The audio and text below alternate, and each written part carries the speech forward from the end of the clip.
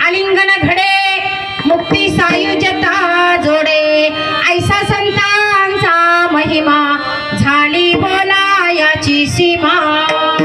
संतांचा महिमा काय वर्णावं बघा। पहिल्या बाईने संत रूपी इमारत बांधलेली आहे, शब्द रूपी शब्दामध्ये तिनं इमारत बांधलेली आहे। संत कृपा झाली इमारत आणि अशा प्रकारे तिने इमारत बांधलेली आहे।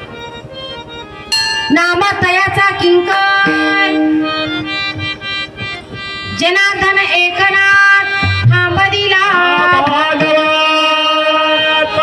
बघा कोणाचाही आधार किंवा खांब बनणं किंवा आधार बनणं एवढं सोपं नाही। आपल्या एकनाथ महाराजांना आपल्या संप्रदायाचा खांब बनलेला आहे।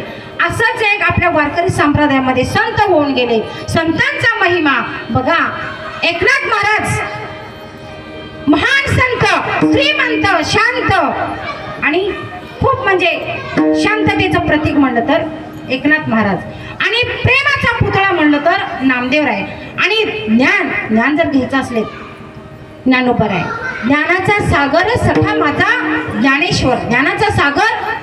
तर आपल्या वारकरी संप्रदायाच्या अशा 5 पायऱ्या सांगितलेल्या, टप्प्याटप्प्याच्या पायऱ्या। पहिली पायरी नामदेव आहे म्हणजे प्रेमाचा अगर किंवा सागर। प्रेम म्हणजे नामदेव पहिली पायरी। दुसरी पायरी ज्ञानोबा आहे। ज्ञान जर आपल्याला 100 ते 80-85% ज्ञान आपल्याला आपल्या डोळ्याने होतं, तर आपलं ज्ञान हे ज्ञानदेव घेण्यासाठी ज्ञानदेवांना शरण जावं।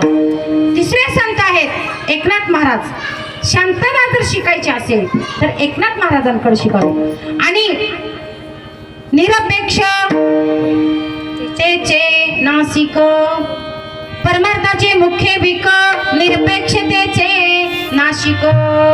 परमार्थाचं नाक किंवा कळस जर आपली तुकोबर आहे, आपल्या परमार्थाचं नाक म्हणजे बघा, नाकालाही तेव्हा शोभा आहे ज्यांचं धारदार टोकदार नाकामुळे रूपाला शोभा आहे। नाक व्यवस्थित तर रूप व्यवस्थित। नाकामुळं तर आपल्या वारकरी संप्रदायाचे नाक म्हणजे तुकोबर आहे। निरपेक्ष म्हणजे वासना विरहित म्हणजे संत तुकोबर आहे, आणि चौथी पायरी तुकोबा, 5वी निळोबर आहे सद्गुरु निष्ठा। असे संत आपल्या संप्रदायामध्ये होऊन गेले। महाराष्ट्राच्या मातीमध्ये साधू संतांची मांदी आणि आपल्याला पाहायला भेटते।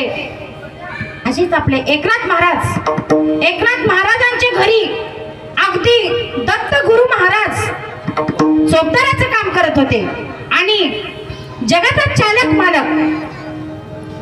चालक मालक श्रीखंड्या म्हणून त्यांच्या घरी पाणी भरत।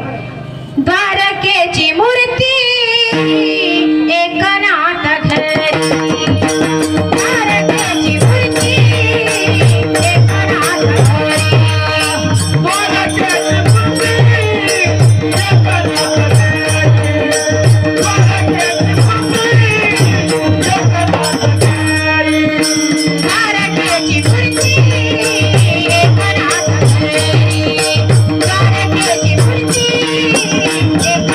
घरी,